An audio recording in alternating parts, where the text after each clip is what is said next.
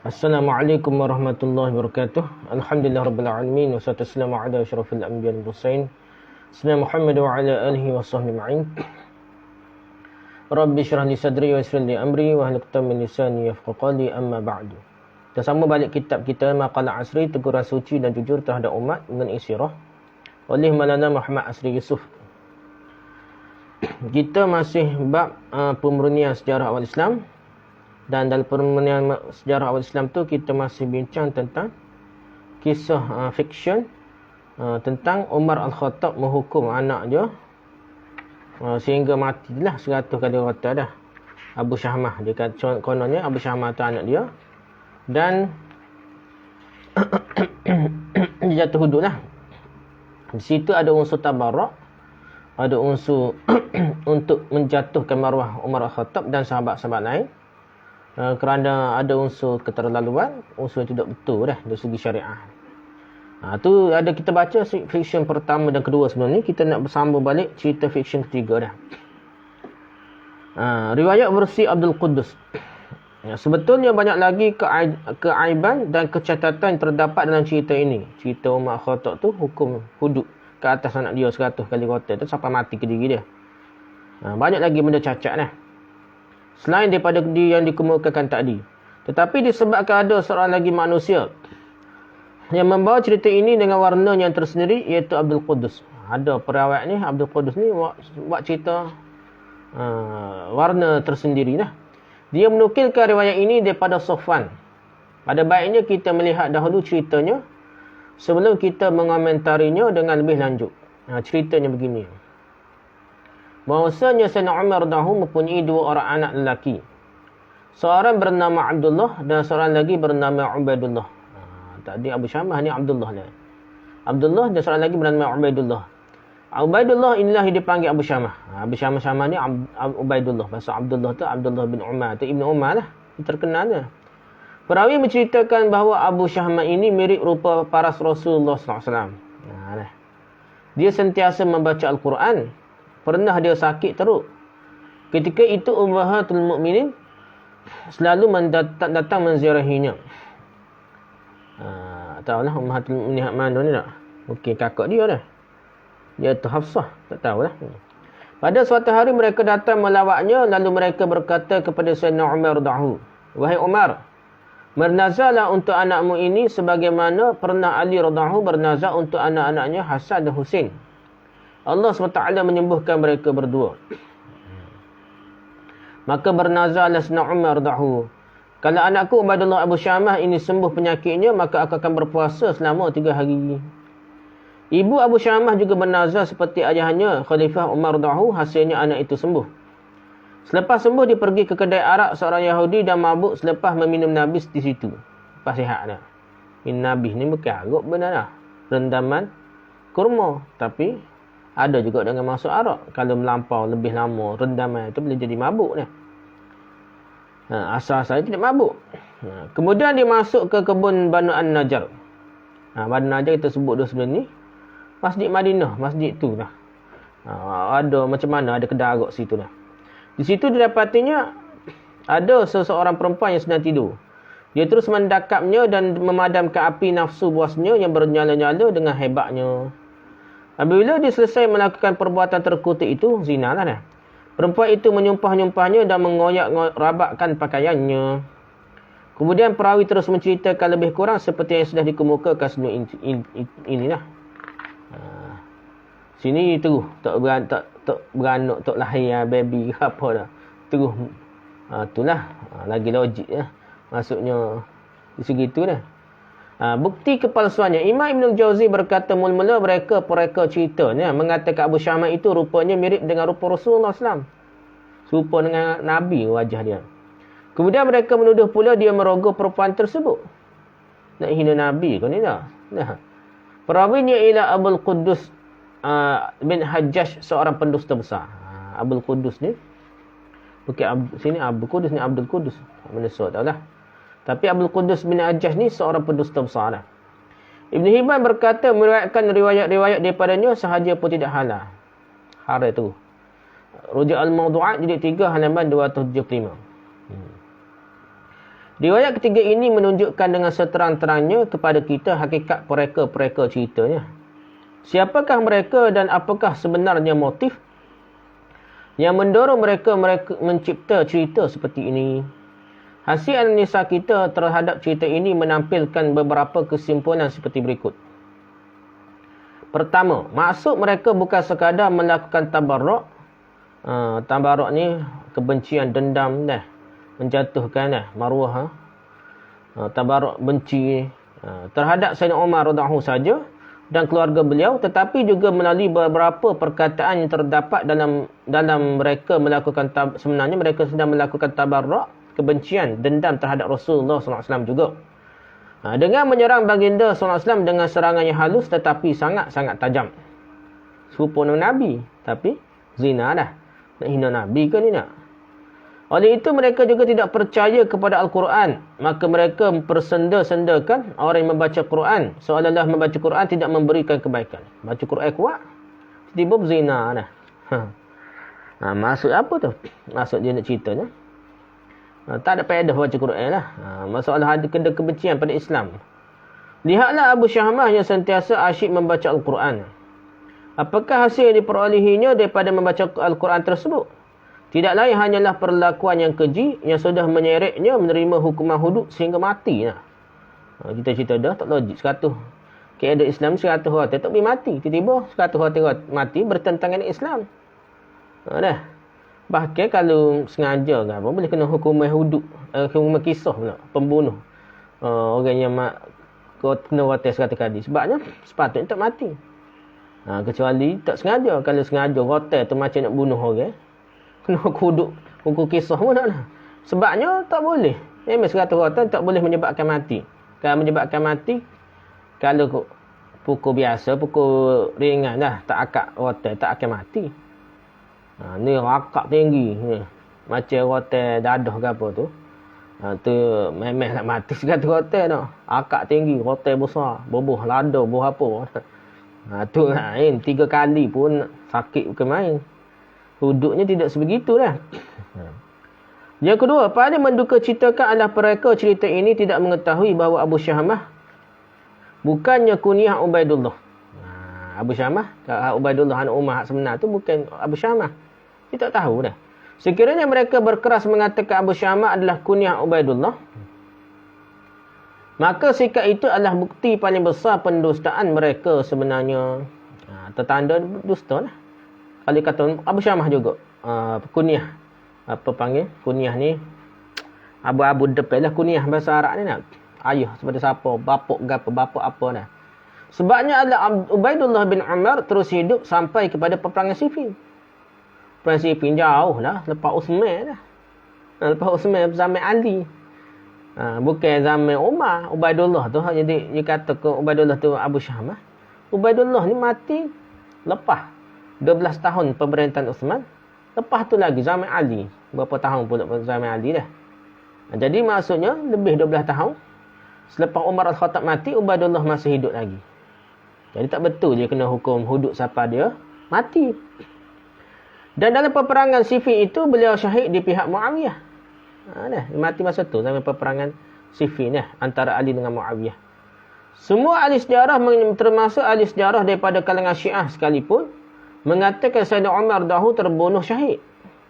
Maka Ubaidullah terus membunuh Hurmuzan yang dianggapnya bersubahat dalam pembunuhan Khalifah Umar dahulu. Kitab Syiah berkata, Ubaidullah ni anak Umar pergi bunuh balik Hurmuzan yang telah membunuh Khalifah Umar.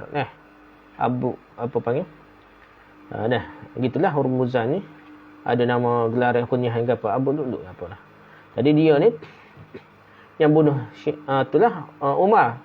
Dan dijadikan perayaan lah oleh Syiah kerana membunuh Umar dah. Dan pokok Syiah pun dalam kitab sejarah mereka mengatakan Ubaidullah anak Umar ni membunuh Hurmuzan membunuh Abu Lu'lu' apa tak ingat dah. Jadi pembunuh Sayyidina Umar tu. Jadi Umar mati pun hidup lagi Ubaidullah. Itu cerita. Kes pembunuhannya itulah kes yang pertama yang dihadapi Sayyidina Uthman radhiyallahu selepas beliau dilantik menjadi khalifah. Jadi dia bunuh Hurmuzan, sepatutnya dibawa pada pihak penguasa ni. Hurmuzan ni tangkap, pemerintah lah hukum bunuh. Kisahnya kenapa anak Umar ni Ubaidullah dibunuh tu. Jadi kes mahkamah lah. Macam kita jumpa kes siapa dia, kita bunuh balik, ia akan jadi masalah lain. Walaupun orang tu lah pembunuh seseorang, tapi kita ni sepatutnya tak boleh bunuh. Begitulah kaedah mahkamahnya. Adakah Ubaidullah sudah hidup kembali selepas mati ketika menerima hukuman hudud? Mati? Mati hidup mula lah pasal dia sampai ke perang Siffin ni. Seperti yang terjadi dalam kisah yang sedang kita bicarakan sekarang. Lepas mati kena hukum hudud, 100 kali rotan, hidup mula. Sampai perang Siffin, 12 tahun ke atas. Lebih 12 tahun, 13 tahun, 14 tahun lah. Lama dah. Atau musuh-musuh Islam itu tidak nampak sesuatu yang lain selain daripada memburukkan Sayyidina Umar dahulu serta keluarganya saja. Dia tak tahu, dia tak kira lah, reka lah. Pasal ramah hak baru macam cerita fitnah lah. Ustaz-ustaz kita suka fitnah ni. Kadang-kadang sebabnya orang ni tak kaji lah. Biasanya ada orang tak percaya, lebih ramai percaya dah. Tu jadi tersebar cerita-cerita karut ya. Fitnah-fitnah. Dalam kekalutan mereka memburu hasrat ini, hasrat nak memburukkan Umar ni, mereka masih tidak sedar siapa yang sudah mati dan siapa pula yang masih hidup. Dia kata Ubaidullah. Abu Syamah ni Ubaidullah. Tiba-tiba hidup. Lepas Umar Al-Khattab mati ni 12 tahun lagi hidup. Sampai Uthman pun hidup lagi dah. Yang ketiga, nabis itu sendiri asalnya bukanlah sesuatu yang haram. Kecuali kalau ia memabukkan. Nabis ni rendaman kurma. Tak beri rasa payau. Air sana tu payau dah. Air Madinah payau. Jadi nak kurangkan rasa payau tu orang bubuh kurma. Sehari 2 hari tu tidak berasa pelik lagi dah. Yang banyak hari benar baru jadi nak kemabuk tu dah. Dia tidak memabukkan melain selepas 3 atau 4 hari. 3 atau 4 hari ke atas. Barulah berasa pelik. Berasa nak mabuk dah. Kenapakah golongan mereka berita palsu yang bodoh ini sudah menganggap setiap nabis itu memabukkan? Soalan macam agak lah. Dalam riwayat pertama sebelum ini, kita dapat melihat bagaimana dengan jelas mereka menuduh Abu Syahmah meminum arak, khamar, sedangkan di sini sisi lain, di sini pula lain pula ceritanya. Cerita ni tak banyak menarik pula. Ada. Jadi cerita ni minum nabis lah. Nabis lah agaknya. Yang keempat, riwayat ini membuktikan bahawa wanita yang bersama Abu Syahmah melakukan perzinahan itu adalah seorang perempuan imra'ah yang memberi erti seseorang yang sudah berkahwin. Sininya bukan perempuan lah, anak dara. Tapi dipanggil imra'ah, itu perempuan dewasa yang telah berkahwin lah. Soalnya, kenapakah perempuan itu menyembunyikan sampai begitu lama perkara yang mencemarkan kehormatannya sehingga melahirkan anak? Ada juga lahir anaknya, tak tahulah. Nah, sebenarnya bagi seorang perempuan yang sudah berkahwin melahirkan anak bukan satu perkara pelik. Apa buktinya anak itu bukan anak suaminya? Ada bukti dulu dah. Asal-asalnya dia sebut anak orang lain pun asal anak tok lelaki dia lah. Kecuali tok lelaki dia yang nafikan. Biasa tok lelaki nafi tiba-tiba dia. Dakwaannya semata-mata tidak boleh jadikan bukti kerana bukti dan dalil itu adalah sesuatu yang lain daripada dakwaan. Dakwaan tak boleh tuduh orang ni zina pada orang tu tak mengaku apa. Dan kita tak boleh paksa orang tu mengaku dah. Kecuali penganiayaan lah. Kita banyak berlaku fitnah lah. Banyak ni tuduh liwat, tuduh apa dah. So orang mengaku dah. Kecuali orang tu cedera ke gapo dah. Memang orang tu macam kena rogo sungguh. Nampak kecederaan boleh. Tapi nampak tak ada cedera apa. So macam suka sama suka. Tak boleh dah, tak boleh pakai dah. Tak ada bukti pun kena rogo dah. Seperti kita maklum bahawa kisah ini sudah diriwayatkan melalui 3 jalan. Tetapi tidak disebutkan pada mana-mana pun riwayat perempuan tersebut.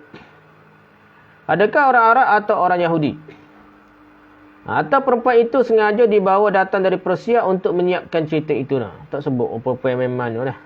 Perempuan Madinah ke Yahudi tak sebut dah. Habislah cerita tentang Umar Al-Khattab melaksanakan hudud ke atas anaknya Abu Syahmah yang penuh keceriaan. Siapa ni anaknya mana? Ubaidullah ke Abu Syahmah ni siapa-siapa tak jelas. Kalau dikatakan Ubaidullah, mati lama dah. Mati lama sebelum hidup lama sebelum Umar Khattab tu dah. Mati Umar Khattab 12 tahun ke atas baru hidup lagi je. Sedangkan kalau cerita ni Umar Khattab hidup, anak dia kena hukum hudud sampai mati. Jadi bohonglah cerita dia. Okey, seterusnya kita pergi pada Umar memukul Abdul Rahman. Abdul Rahman bin Auf ke siapa dia ni? Abdul Rahman Al-Awsat. Okey.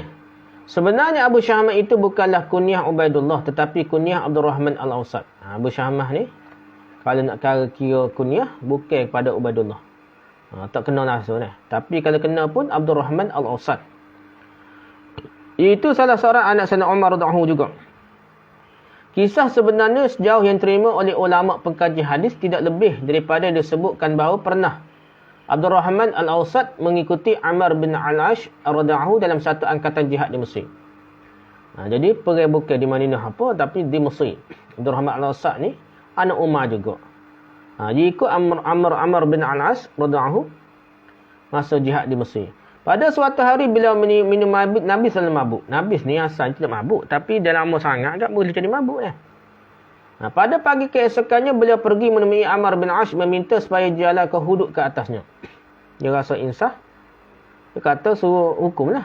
Dia sengaja, mungkin tak sengaja tapi tak boleh, dia berasa berdosa dah. Dia suruh Amr bin Ash hukumnya. Akan tetapi Amr bin Ash enggan melaksanakannya kerana beliau tidak ada kesan-kesan mabuk padanya. Tak ada bukti lah. Dia sebut tadi dia minum macam nabis arak tu. Dia mabukkan tapi dia tak mau jatuh hukum hudud pasal tak ada bukti.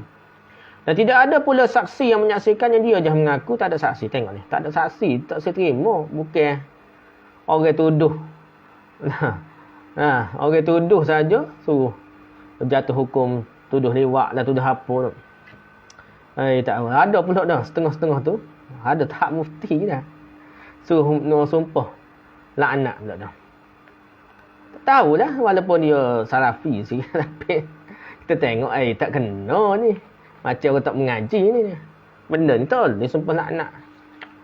Walaupun nak memberhentikan benda tu kena hukum. Tidak gak kena habis ramai lah kena sumpah laknat, bukan seorang tu je. Bukan PMX saja. Jadi benda hukum Islam dia kena belajar molek ni. Selain daripada keyakinannya yang pendapat bahawa bukan semua Nabi memabukkan. Nabi ni asal tak mabuk dah. Jadi kalau teringat ke Nabi tak mabuk, tiba-tiba jadi mabuk. Kerana lama tak tahu dia lama dah. Jadi dia maafkanlah mabuk dah. Abdul Rahman atau Abu Syamah pula tidak meminumnya dengan kesedaran, bukan sengaja, bahawa Nabi itu sudah memabukkan. Nabi ni rendam air. Kalau lama sangat memabuk, dia ingat ke 2-3 hari ke, tiba-tiba 7 hari, 8 hari, mungkin mabuk. Kita tak makan tapai dah. Campur dengan benda lain, jadi mabuk juga. Setengah-setengah orang, tidak semua orang yang mabuk dah. Abdul Rahman pun berkata, kalau engkau tidak melaksanakan hukuman hudud ke atas saya akan mengadukan perkara ini kepada saya. Untuk saya kata hukum, minta hukum hudud. Tidak, saya repot ke ayah saya dah. Dengan terpaksa Amr bin Ash pun menjalankan hukuman hudud ke atasnya dan dalam khemahnya sampai tidak diketahui oleh sesiapa pun. Oleh khemah tidak ramai-ramai. Kemudian Sayyidina Umar dahulu mendapat tahu perkara ini bila menegur Amr bin Ash dengan berkata, kenapa engkau tidak jalankan hukuman itu di hadapan khalayak ramai, malah sebaliknya engkau sembunyikan perlaksanaannya? Bocor. Rahsia bocor ni. Tak kala Abdul Rahman pulang ke Madinah, berikutan kemenangan yang dicapai oleh orang Islam di Mesir, maka Sayyidina Umar dahulu memukul Abdul Rahman sebagai ta'dib dan tarbiyah. Sebab dihukum tepat terselindung. Sedangkan kena tepat orang ramai.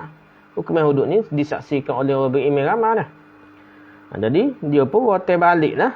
Umar pukul Abdul Rahman lah. Ta'dib dan tarbiyah tak sebut 100 kali, 40 kali. Biasa agaknya 40 kali. Ada zaman Ali kita tambah 40. 40 benar dah. Dusta apa? Sumpah apa? Saksi palsu tu ataupun tuduh zina dah. Qazaf tu 80 kali dah. Hukum zina 100 kali. Beberapa hari kemudian Abdul Rahman jatuh sakit dan sakitnya itu membawa kepada kematian beliau. Dah. Dia jatuh sakit. Dia bukan mati masa kena rotai, jatuh sakit lepas tu dah. Selepas mengemukakan cerita ini, Imam Ibn Jauzi dan Asyuti menulis. Imam Ibn Jauzi dan Imam Asyuti menulis bahawa sekadar inilah asalnya cerita ini, tetapi ahli-ahli cerita sudah menokok tambahnya sehingga menjadi satu cerita yang tersendiri pula. Hujah Al-Mawdu'at jilid 3 halaman 275 dan Al-Ali Al-Masnu'ah jilid 2 halaman 198. Adakah dia dirotel tu sampai mati? Tak ada sebut. Cuma dia sakit lain tak tahu lah. Dia mari sakit tapi mari sakit lah dia. Jadi tidak sejahat tu lah zina apa tak ada. Bila Nabi ni asal tidak mabuk dah. Asal tidak mabuk. Cuma ni kalau lama sangat ia akan jadi mabuk. Gitulah. Jadi rasa bersalah, ia suruh rotel. Tapi rotel tempat tidak orang ramah. Jadi Umar, kalau nak rotel tapi orang ramah. Baru jadi hukum hudud dah. Kalau nak suruh rotel juga. Bukan sebagai, tapi betul dah Ammar bin As ni. Umar pun tidak menyalahkannya. Asal-asal dia dah. Sebab bukti tidak ada dah. Kesimpulan, walau bagaimanapun kita dapat menyimpulkan. Kalau kita kata betul lah.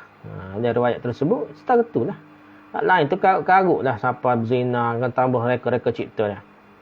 Kesimpulannya, walau bagaimanapun kita dapat menyimpulkan daripada pembentangan kisah ini melalui ketiga jalannya bahawa mereka cipta cerita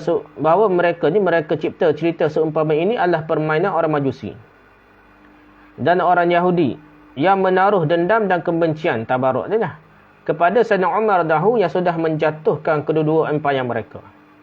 Ada Umar Al-Khattab ni Yahudi pun yang halau keluar daripada Jazirah Arab. Begitu dia Majusi kalah pada zaman Umar lah. Kalahnya Majusi ni kerajaan Iran, kerajaan Majusi Iran tu kalah di tangan Umar lah, pemerintahan Umar dah. Jadi kerajaan Parsi dah jatuh dah. Kelainan yang terdapat pada cerita ini adalah hasil kecakapan mereka dalam persembahan silap mata. Mereka semata-mata nampak menarik tu cekap mereka reka cipta dah. Walaupun motif kesemuanya adalah sama, iaitu tabarruk, kebencian, dendam, kusumat terhadap musuh dan tawallak kepada orang yang didakwa disayangi. Tawallak ni tak setia lah, sayang lah. Seperti Sayyidina Ali radhiyallahu dan lain. Tu kononnya tawallak sebenarnya. Buat modal politik lah. Ada guna slogan membangun bersama Islam ke apa pun. Jadi slogan tu kadang-kadang sebenarnya untuk mengkaburi ya. Mengkaburi sebenarnya dia ada unsur lain dah. Begitu juga sini. Tawallak tu kata waliullah lah apa dah. Bukan wali, tok wali biasa, tok wali kepimpinan lah. Pemerintah. Imam ni. Dia saja tu sebagai modal politik dia. Sebenarnya bukan maksud tu. Sebenarnya maksud dia tabarruk dah. Kebencian pada sahabat-sahabat dia. Termasuk Ali pun dia benci. Tapi dia menonggang nama Ali. Sebab keturunan Rasulullah. Kononnya Ali ni ada anak cucu Rasulullah. Okey, lihatlah bagaimana tabarruk, kebencian dan dendam kesumat yang mereka lakukan terhadap Nabi SAW dan Al-Quran dalam cerita ini, dan tabarruk, kebencian dan dendam terhadap Sayyidina Umar dahulu serta keluarga Sayyidina Umar ni, sedangkan pada masa yang sama diajarkan supaya meneruti jejak langkah Sayyidina Ali dahulu. Ada cerita tu suruh ikut Ali. Nampak sangat tu ada unsur Syiah. Walaupun begitu, terdapat perjagahan pendapat yang menunjukkan kepalsuan cerita-cerita ini. Ada yang mengatakan hukuman hudud ke atas Abu Syahmah dijalankan oleh Aflah. Yang lain pula mengatakan wanita yang memegang watak penting dalam cerita ini masih gadis, jariah. Bukannya imra'ah, perempuan yang telah kahwin, tapi jariah. Boleh ada lah cerita lain, riwayat lain. Ada pula yang mengatakan wanita itu sudah berkahwin, yang disebut imra'ah. Ada yang mengatakan Abu Syahmah itu Ubaidullah, hak mati lepas daripada 12 tahun Umar mati. Tetapi ada yang membantah mana boleh kerana Ubaidullah itu terus hidup selepas kematian ayahnya Khalifah Umar dahulu, dan dia pernah ikut serta dalam peperangan Siffin di pihak Muawiyah. Justru itu mereka hanya menyebutkan Abu Syahmah sahaja, tak berani menyebutkan nama sebenar Abu Syahmah. Riwayat ini tak berani sebut Abu Syahmah. Tapi ada riwayat yang ketiga tadi, fiksyen yang ketiga, dia sebut Abu Syahmah nama Ubaidullah, nama Abu Syahmah. Begitulah rupanya episod-episod dan kesudahan orang yang mengarang cerita-cerita bohong ini ni. Sampai akhirnya fikiran mereka bercelaru dan bertentangan antara satu dengan yang lain. Jadi cabut, capu bau lah.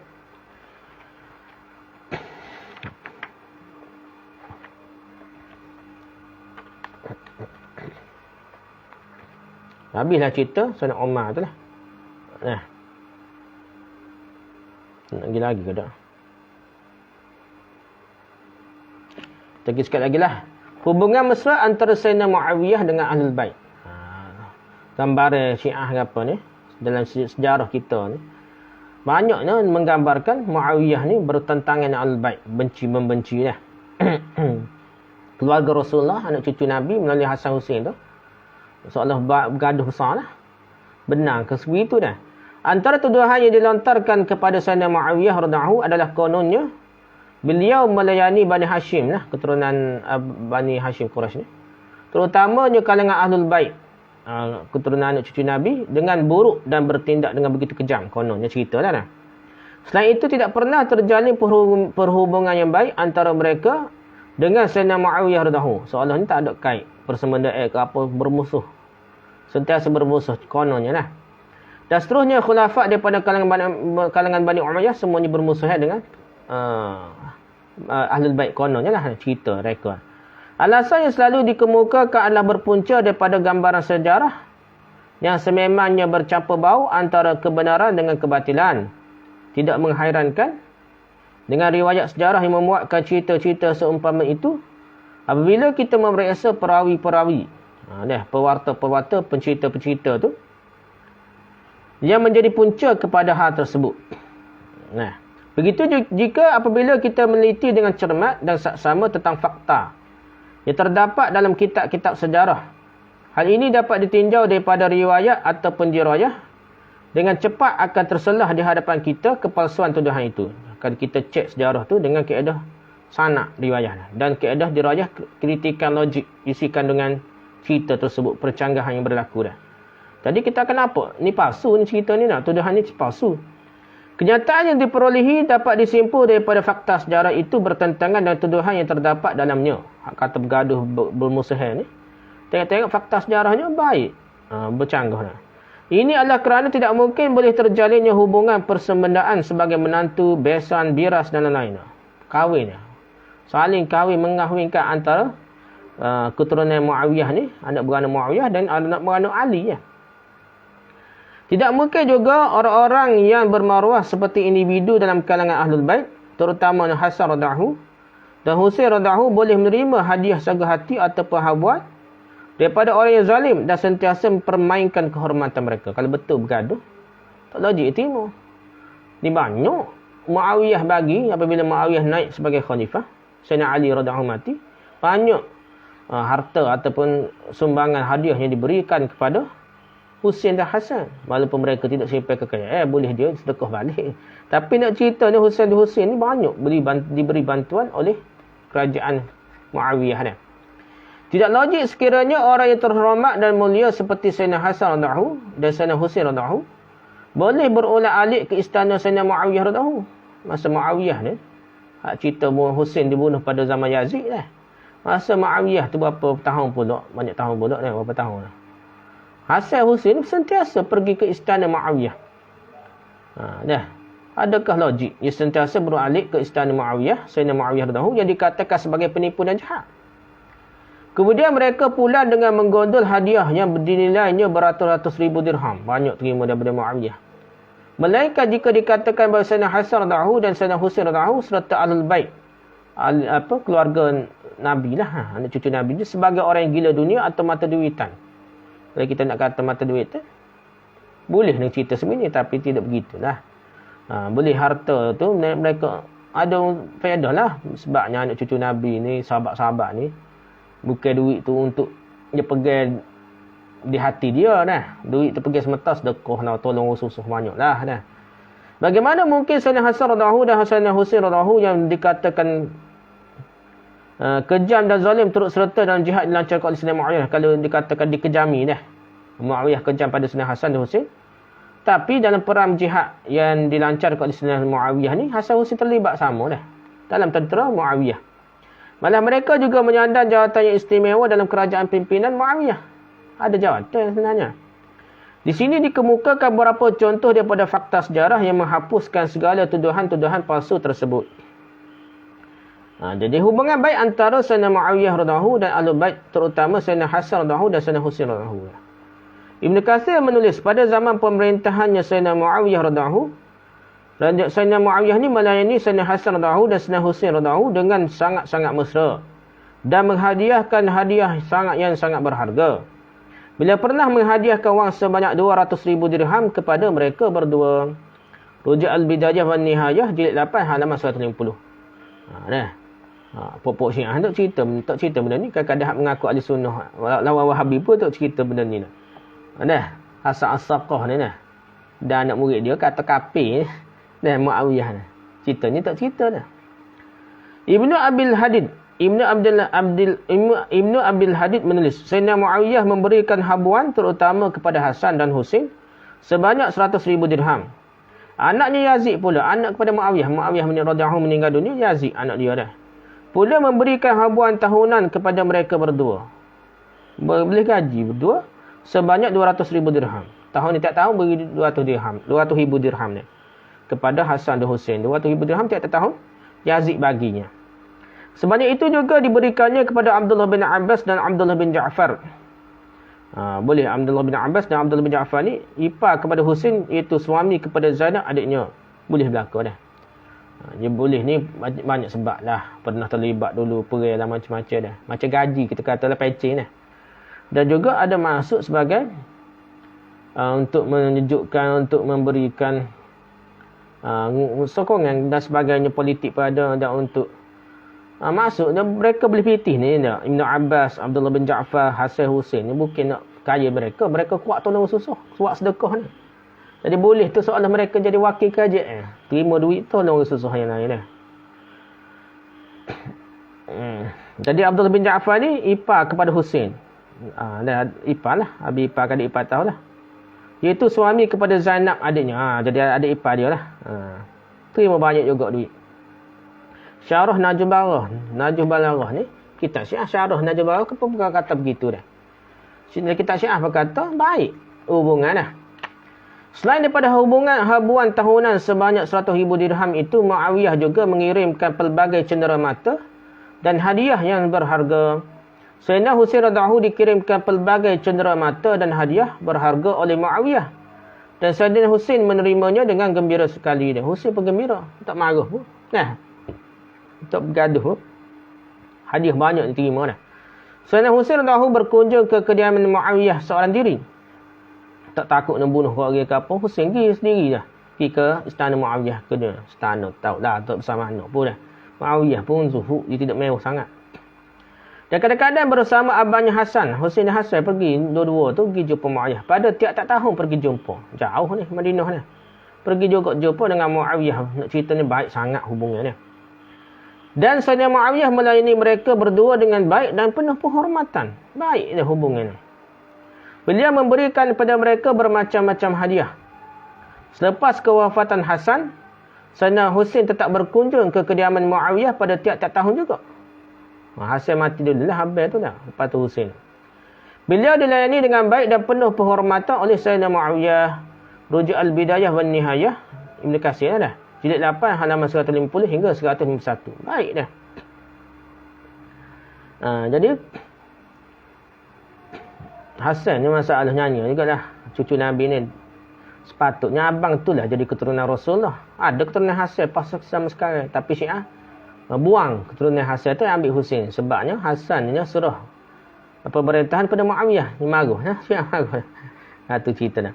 Okay, pernah juga pada suatu ketika Muawiyah mengurniakan wang sebanyak 4 juta kepada Hasan. Pada ketika yang lain pula masing-masing dikurniakan 2 juta dirham kepada Hasan dan Husain. 2 juta jadi 4 juta juga. Rujuk Al-Bidayah wan Nihayah jilid 8 halaman 137. Pernah Sayyidina Aqil, nenek abang Sayyidina Ali radhiyallahu.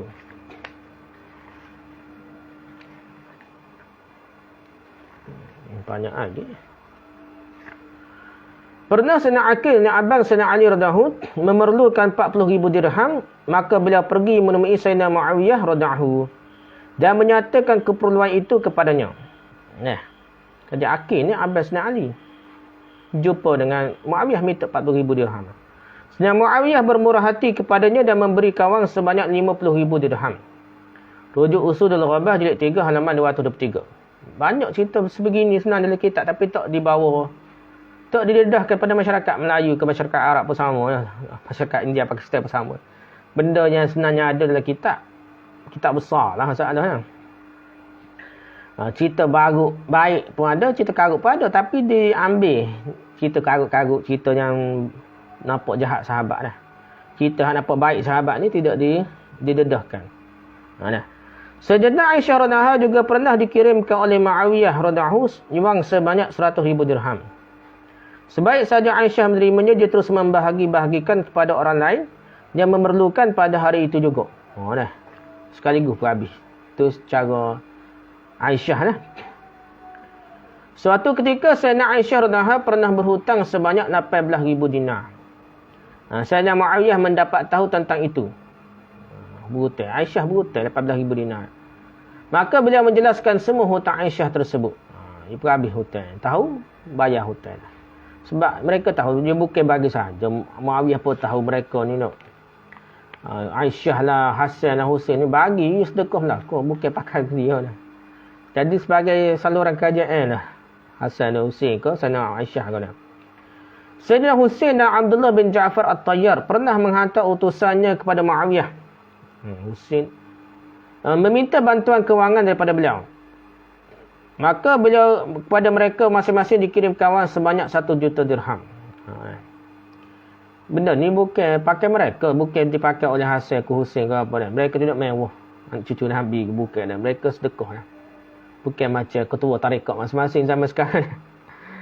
Cerita zuhud-zuhud tapi tok guru ni mewah. Tidak begitu zaman Nabi, zaman sahabat-sahabat.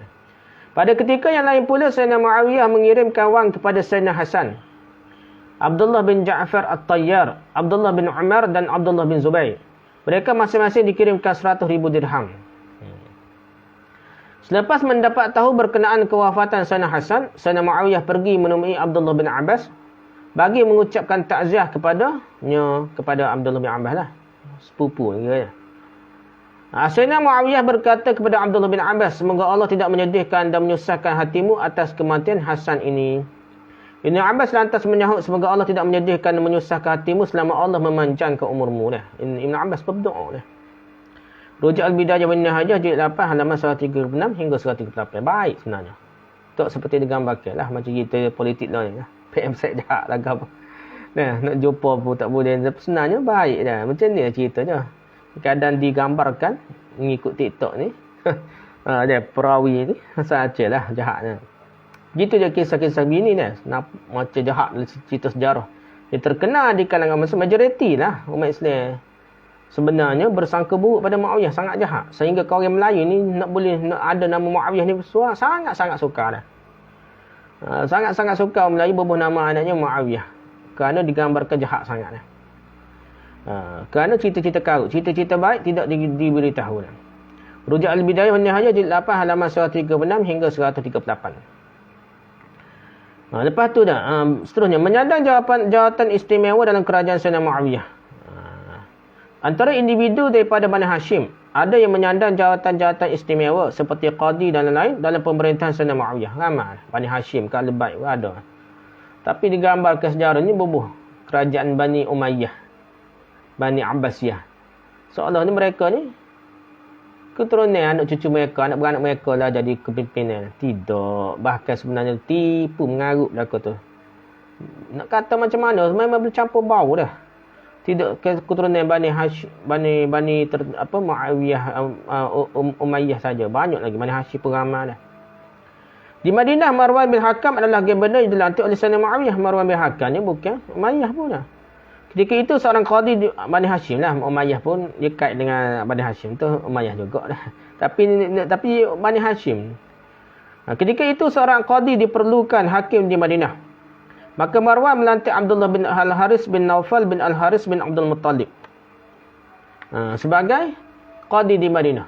Jadi cucu Nabi juga ni, cicit. Tak jugalah tapi kait dengan Abdul Muttalib lah. Tok Nabi dah. Dua pupu ke begitulah. Sebelum itu tidak pernah dilantik seorang pun hakim di Madinah. Hakim dilantik daripada anak beranak Bani Hashim lah. Antara itu setengah mereka mengatakan itu adalah qadi yang mula-mula dilantik di Madinah. Tak lantik anak beranak Muawiyah dah. Tapi lantik anak beranak Bani Hashim lah. Anak beranak Nabi dah. Ibn Sa'ad menulis dalam tabaqatnya daripada Abil Ghais katanya, aku mendengar Abu Hurairah radhiyallahu berkata, selepas Marwan bin Al-Hakam dilantik sebagai gubernur bagi pihak Sayyidina Muawiyah di Madinah. Marwan bin Hakam yang alim juga, Marwan bin Hakam ni. Iaitu pada tahun 42 Hijrah yang dilantik dah. Beliau melantik Abdullah bin Al-Haris sebagai qadi di Madinah. Abu Hurairah berkata, itulah qadi yang mula-mula kulihat dalam Islam dan di Madinah. Rujuk Tabaqat Ibn Sa'ad jilid 5 halaman 13. Ada jawatan qadi. Pemerintahan di luar. Ada gabana suku. Qadi suku dah. Lain lah. Sebab bagi tugas semakin kompleks. Pemerintahan semakin banyak lah. Pembahagian tugas dah. Kenyataan yang sama dalam tarikh At-Tabari jilid 6 halaman 92 di bawah tajuk peristiwa yang berlaku pada tahun 42 Hijrah. Seterusnya, Qutsan bin Abbas radhiyallahu dan Sayyidina Hasan radhiyallahu ikut serta dalam jihad yang dilancarkan oleh Sayyidina Muawiyah pada zaman pemerintahan Sayyidina Muawiyah. Jadi Qutsan bin Abbas ni sepupu Nabi lah. Sayyidina Hasan pun cucu Nabi. Sama-sama berjihad di bawah kepimpinan Sayyidina Muawiyah. Qutsan bin Abbas terbilang antara sahabat kecil Rasulullah SAW. Beliau adalah saudara sesuan dengan Sayyidina Husain bin Ali. Adik-beradik susu dah. Dengan Husain bin Ali. Dalam jihad beliau pergi ke Khurasan. Atas Iran sikit lah. Pada zaman pemerintahan Muawiyah. Kemudian beliau pergi pula ke Samarkand. Atas ya. Nah. Panglima perang yang diikutinya dalam peperangan itu adalah Sa'id bin Uthman bin Affan. Nah. Panglima perang itu anak beranak Uthman lah. Anak Uthman. Akhirnya beliau mendapat syahid dalam peperangan di Samarkand. Nah, siapa dia ni? Qutsan bin Abbas lah, sepupu Nabi. Demikian tersebut dalam Tabaqat Ibn Sa'ad jilid 7 halaman 101, Nasabu Quraisyin halaman 27, Tahta Zikri Auladi Abbas, Siyarul A'lamin Balad jilid 3 halaman 292, Syarah Najul Balaghah Ibn Abil Hadid jilid 5 halaman 72. Ahli-ahli sejarah menyebutkan dengan jelas bahawa Sayyidina Husain juga turut serta dalam jihad yang dilancarkan pada zaman pemerintahan Muawiyah bawah kepimpinan kerajaan Muawiyah ni. Beliau menyertai jihad itu dengan segala sukacitanya dan rela hati, bukan terpaksa. Ia sama sekali bukan dengan paksaan dan pertolongan yang sepenuhnya dalam jihad itu dah. Pertolongan yang diberikan sepenuhnya dalam jihad tersebut. Ibn Katsir menulis, selepas Sayyidina Hasan wafat, Sayyidina Husain tetap mengunjungi Sayyidina Muawiyah setiap tahun.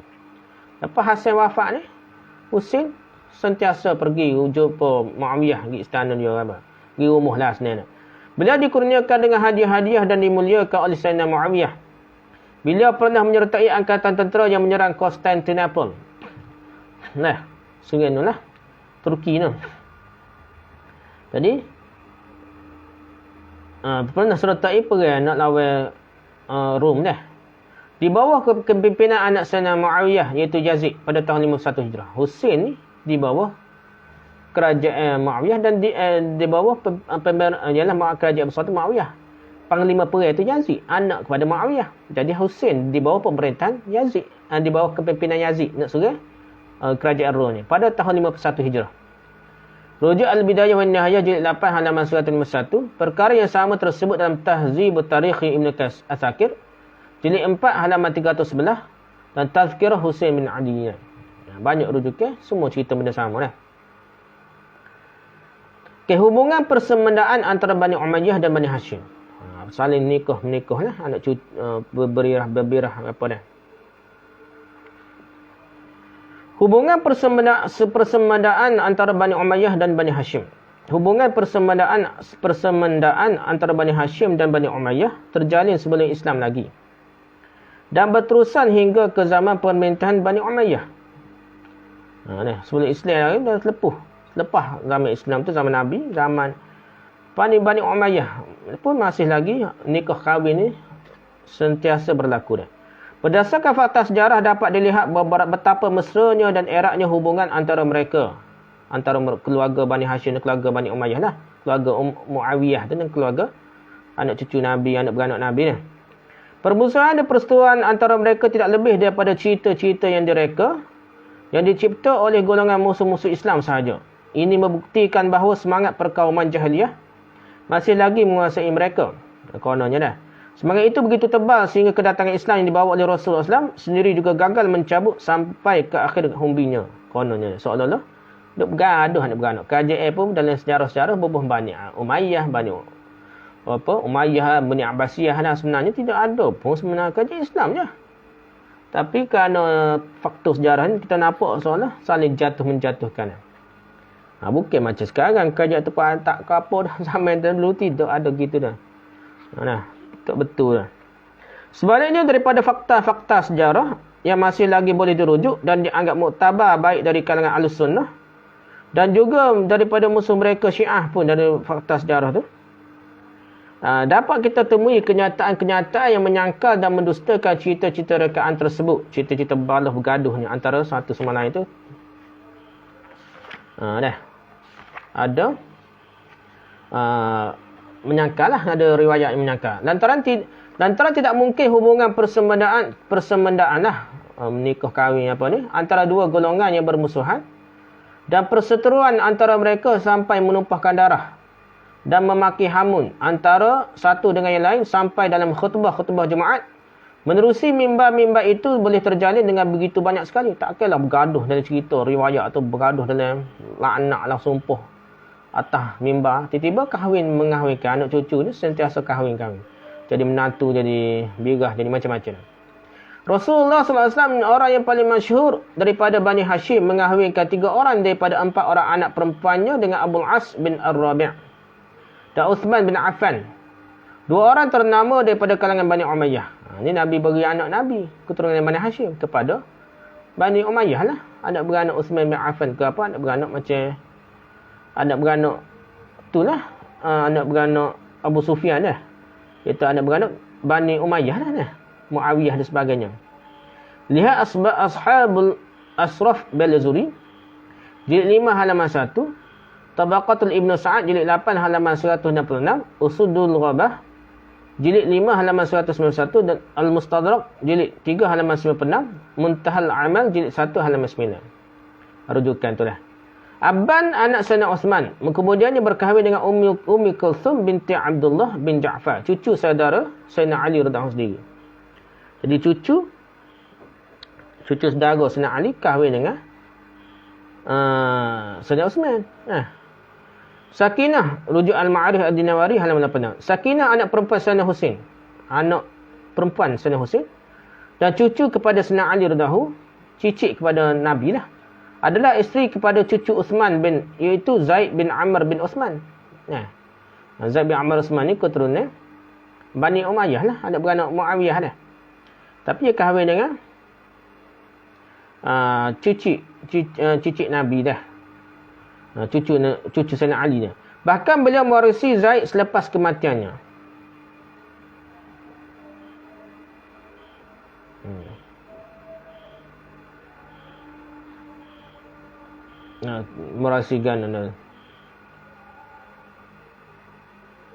Mewarisi Zaid selepas kematian Zaid kali dah. Lihat tersaka kali dah gitu nah. Rujuk Nasrul Quraisyin Mus'ab Az-Zuhairi jilid 4 halaman 120. Al-Ma'arif Ibn Qutaybah halaman 94, Jamharatul Ansar bil Arab jilid 1 halaman 86, Tabaqat Ibn Sa'ad jilid 6 halaman 349. Okey, cucu Sayyidina Ali iaitu Fatimah anak perempuan Sayyidina Husain. Ni anak perempuan Sayyidina Husain. Fatimah serupa dengan nenek dia lah. Adalah isteri kepada cucu Sayyidina Uthman. Isteri kepada cucu Sayyidina Uthman yang lain bernama Abdullah. Dan mereka mendapat cahaya mata bernama Muhammad hasil daripada perkahwinan tersebut. Perkahwinan mereka berlangsung selepas Fatimah menjadi janda kepada Hasan bin Ali. Anak pada Hasan lah. Lepas tu mati, nikah dengan anak Sayyidina Uthman lah. Rujuk Tabaqat Ibn Sa'ad jilid 8 halaman 348, Al-Ma'arif halaman 93, Nasabul Quraisyin jilid 4 halaman 114. Maqatilu At-Talibiyyin Al-Isfahani halaman 23, Nasiqu At-Tarikh jilid 6 halaman 534. Kemudian cucu Sayyidina Hasan iaitu anak Sayyidina Hasan Al-Musanna berkahwin pula dengan cucu Marwan bin Aban bin Uthman. Bahkan ahli sejarah menyebutkan bahawa anak Hasan Al-Musanna yang dikenali dengan Ummul Qasim ini mendapat cahaya mata hasil daripada perkahwinannya dengan Marwan yang bernama Muhammad. Cucu Sayyidina Hasan, anak Sayyidina Hasan Al-Musanna, kahwin dengan cucu Marwan. Cucu Sayyidina Hasan kahwin dengan cucu Marwan bin Aban bin Uthman. Bukan Marwan bin Hakam lah. Marwan bin Aban bin Uthman. Masa anak beranak Uthman lah. Dan ada cahaya mata hasil daripada perkahwinannya dengan Marwan yang bernama Muhammad lah.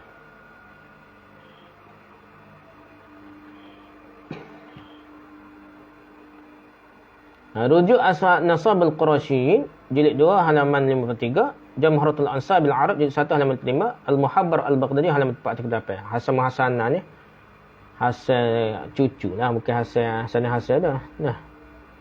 Cucu pada Hasan. Hasan kedua kita kata dah, macam Muhammad kelima gitulah dah. Okey, cucu saudara Sayyidina Ali iaitu Ramlah binti Muhammad bin Ja'far At-Tayyar bin Abi Talib.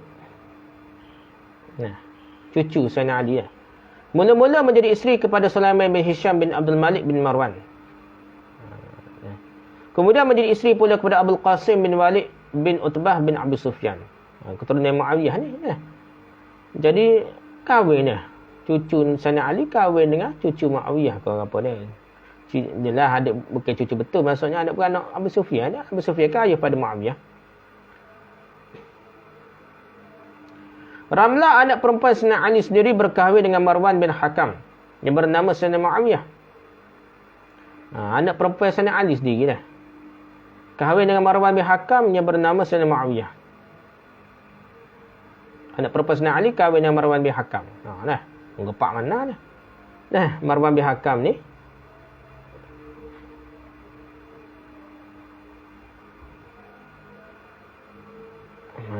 Ramlah anak perempuan Sayyidina Ali sendiri berkahwin dengan Marwan bin Hakam yang bernama Sayyidina Muawiyah.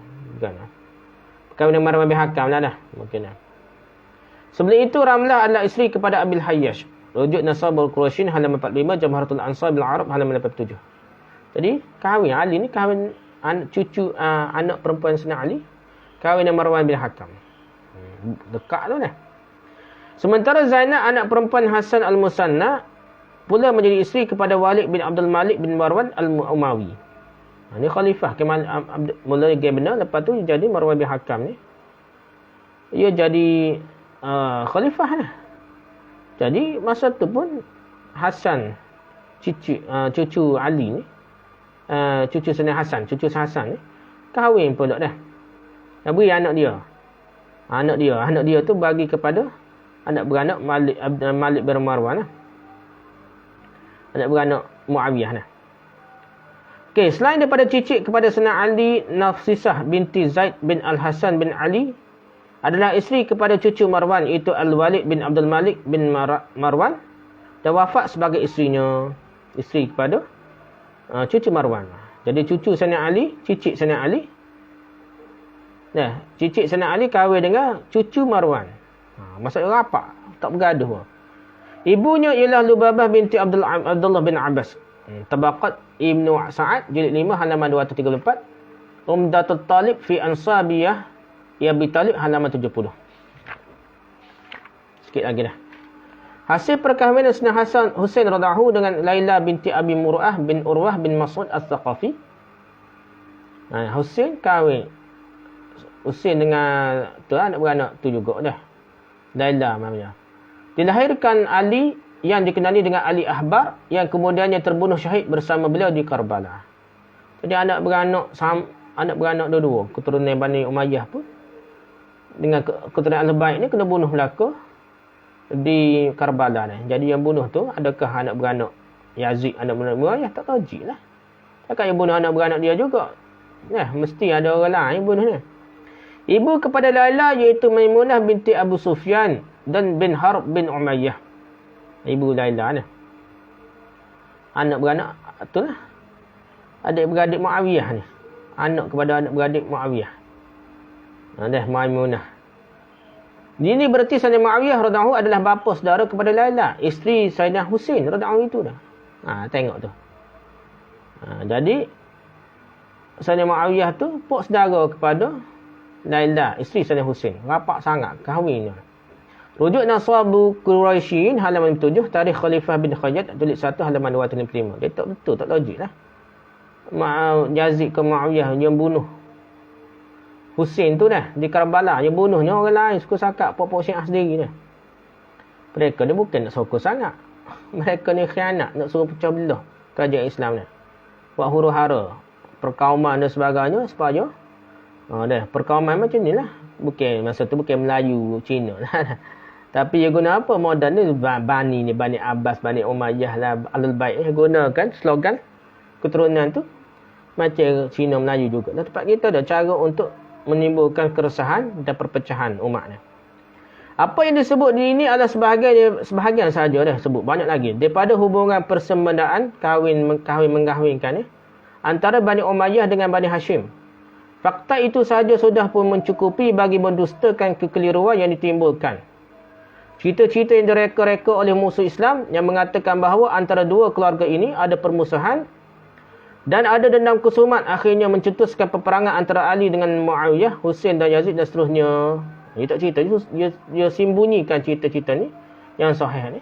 Yang ambil cerita ni bergaduh hak karut-karut tu.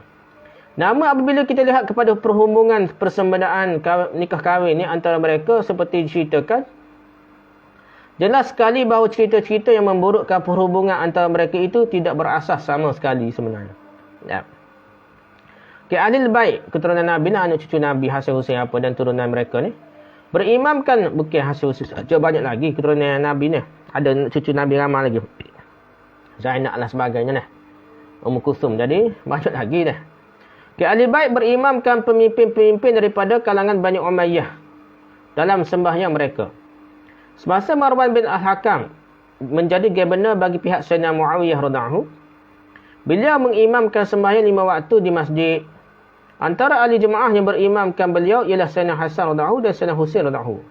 Hasan dan Husain ni sembahyang di belakang Marwan bin Hakam. Marwan bin Hakam ni alim. Bukan gambar cerita ni, gambar jahat je. Fakta ini dapat dilihat dengan jelas sekali dalam riwayat seperti di bawah ini. Bahkan daripada riwayat ini dapat difahami bahawa Sayyidina Hasan radhiyallahu dan Sayyidina Husain radhiyallahu tidak mengulangi sembahyang yang ditunaikan secara berjemaah di masjid dengan berimamkan Marwan bin Al-Hakam. Muhammad Al-Baqir juga bersumpah bahawa mereka berdua tidak mengulangi sembahyang yang sudah ditunaikan secara berjemaah di masjid dengan berimamkan Marwan bin Al-Hakam. Hal ini sekaligus menyangkal dakwaan sesetengah golongan Syiah yang mengatakan mereka berjemaah dengan Marwan secara taqiyah sahaja, pura-pura bohong ni. Kemudian mengulangi sembahyang itu di rumah pula. Perhatikan riwayat ini. Diriwayatkan dari Ja'far As-Sadiq daripada ayahnya. Katanya Hasan bin Ali, Hasan bin Ja'far, ayah Hasan. Hasan bin Ali dan Husain selalu bersemayam di belakang Marwan. Dia ayah, cucu lah. Ja'far As-Sadiq cucu kepada Hasan, cucu kepada Husain. Jadi Hasan bin Ali dan Husain selalu bersemayam di belakang Marwan. Ja'far berkata kerana itu ayahnya ditanya, tidakkah mereka bersemayam bersemula selepas pulang ke rumah? Beliau menjawab, tidak, demi Allah SWT mereka tidak melebihkan sembahyang daripada sembahyang yang dilakukan dengan berimamkan para pemimpin itu. Tak boleh lah. Al-Musannaf Ibn Abi Syaibah jilid 2 halaman 378, Al-Bidayah wa Nihayah jilid 8 halaman 258. Imam Bukhari dalam Tarikh As-Saghir mengemukakan riwayat tentang selalunya Sayyidina Hasan radhiyallahu dan Sayyidina Husain radhiyallahu bersembahyang di belakang Marwan dengan berimamkan Marwan bin Hakam. Rujuk At-Tarikh As-Saghir halaman 57. Ibn Sa'ad pula mengemukakan pengakuan Imam Muhammad Al-Baqir tentang beliau sendiri dan juga ayahandanya Ali Zainal Abidin sentiasa bersembahyang dengan berimamkan pemimpin-pemimpin daripada kalangan Bani Umayyah. Beliau berkata, sesungguhnya kami bersembahyang dengan berimamkan mereka tanpa taqiyah. Bukan pura-pura macam Syiah cerita dah. Dan aku bersaksi bahawa Ali bin Husain, ayahnya lah, selalu bersembahyang berimamkan mereka tanpa taqiyah, tanpa pura-pura. Rujuk Tabaqat Ibn Sa'ad jilid 5 halaman 108. Bapak Syiah ni penunggang Ahlul Bait dah. Penunggang Ahlul Bait. Jadi dia kata bergaduh. Jadi dia jawablah. Anak cucu Nabi terpaksa jawab ni Imam Muhammad Al-Baqir lah jawab. Tabaqat Ibn Sa'ad jilid 5 halaman 108. Kitab-kitab Syiah juga menjadi saksi dalam perkara ini. Di antaranya adalah kitab Biharul Anwar apabila ia mengemukakan riwayat-riwayat yang semakna dengan yang dikemukakan oleh kitab-kitab Ahlussunnah Jamaah. Antara lain riwayat itu bermaksud daripada Musa bin Ja'far daripada ayahnya. Katanya Hasan dan Husain selalu bersembahyang di belakang dengan berimamkan Marwan bin Al-Hakam. Maka mereka Syiah bertanya beliau, adakah Datuk Nenek Tuan bersembahyang semula apabila pulang ke rumah? Beliau menjawab, tidak, demi Allah SWT mereka tidak menambah lagi sembahyang yang sudah dikerjakan. Rujuk Biharul Anwar Al-Majlisi jilid 10 halaman 139 hingga 141. Selain bersemayam fardu, pemimpin-pemimpin daripada kalangan Bani Umayyah juga mengimamkan semayam jenazah daripada kalangan Ahlul Bait. Bukan sopoh kau. Kalau Ahlul Bait mati, mereka jatuh imam semayam jenazah kepada anak cucu Nabi ni yang meninggal dunia. Perkara ini disebut dengan jelas dalam kitab-kitab sejarah, antaranya Al-Bidayah wan Nihayah, Al-Isti'ab, Al-Isabah dan Tabaqat Ibn Sa'ad. Sejarah membuktikan bahawa Aban bin Osman pernah diminta menyembahyankan jenazah Muhammad bin Ali. Dia terkenal dengan Muhammad bin Al-Hanafiyah. Oleh anaknya sendiri iaitu Abu Hashim Ali ketika menjadi gubernur di Madinah.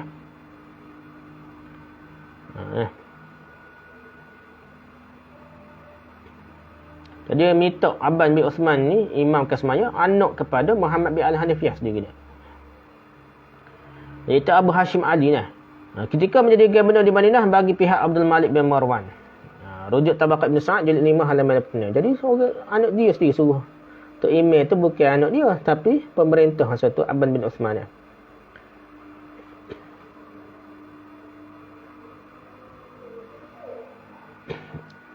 Pemerintah. Tahulah bukan pemerintah, jadi anak beranak Muawiyah lah dah.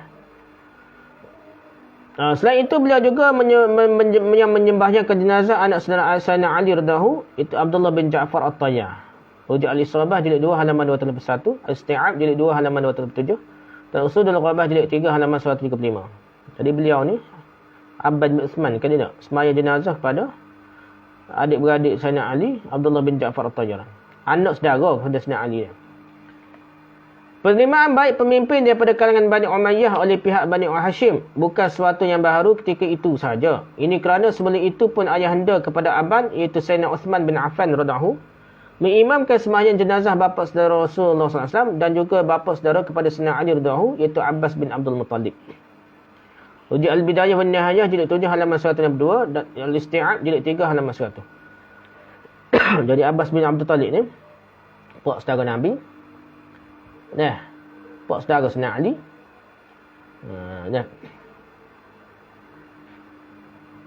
Osman jadi semaya jenazah ni. Itu sedikit gambaran hubungan yang baik antara Bani Umayyah dengan Bani Hashim. Mereka sebenarnya dahan dan ranting daripada pohon yang sama saja. Bukan pisah ni Bani Umayyah lah, Bani Abbasiyah lah. Itu cerita-cerita sejarah yang untuk menimbulkan jahiliyah. Balah, bergaduh kononnya . Padahal tidak bergaduh pun . Mereka sebenarnya bekerjasama dan sentiasa berganding bahu dalam menegakkan dan menyebarkan Islam. Sekiranya ada permusuhan antara mereka, maka ia adalah permusuhan pada zaman jahiliyah. Namun selepas Islam datang, api permusuhan yang berjala-jala pada zaman jahiliyah tersebut terus terpadam oleh limpahan Islam yang mencurah-curah turun dari Tuhan semesta alam. Apabila datang Islam, tak bergaduh dah. Tidak seperti yang digambarkan berpuak-puak jahiliyah dah. Perkauman seperti zaman jahiliyah. Tak berlaku dah. Itu benda-benda yang kita kena tahu tentang cerita tentang Muawiyah. Apa kita kata sini? Hubungan mesra antara Sayyidina Muawiyah dengan Ahlul Bait, keluarga-keluarga Nabi dah. Wallahu a'lam. Itulah beberapa perkara kita sambung lepas ni tentang siapakah pembunuh Husain, iaitu Syiah, pembunuh Sayyidina Husain di Karbala. Bukannya Yazid, tentera Yazid, bukanlah. Wallahu a'lam. Subhanakallahumma bihamdika, subhanakum dika, subhanakum dika, asyhadu an la ilaha illa anta, astaghfiruka wa atubu ilaik. Assalamualaikum warahmatullahi wabarakatuh.